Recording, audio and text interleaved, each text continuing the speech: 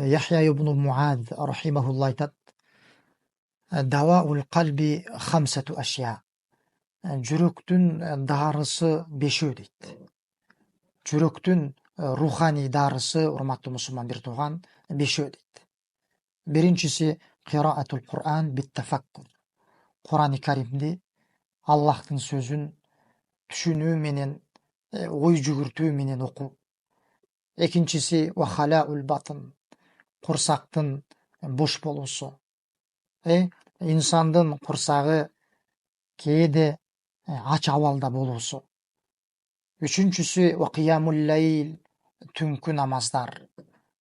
Түнкү элдер уктап жаткан мезгилдеги тахаджуд, түнкү намаздар.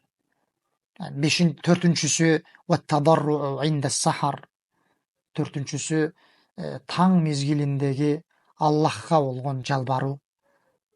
Аллахка болгон истигфар, Аллахты эскерүү, таң мезгилинде Аллах Таалага жалбаруу. Бешинчиси ва мужаласату салихин. Салих адамдар менен, илим ээлери менен, таква адамдар менен бирге олтуруу, бирге жүрүү, алардын мажлистеринде болуу. Ушул 5 нерсени, урматтуу мусулман бир тууган, жүрөктү даарылай турган нерселер деп. Мусулмандын, инсандын жүрөгүн руханий даарылар деп ушул 5 нерсени эскерип атат.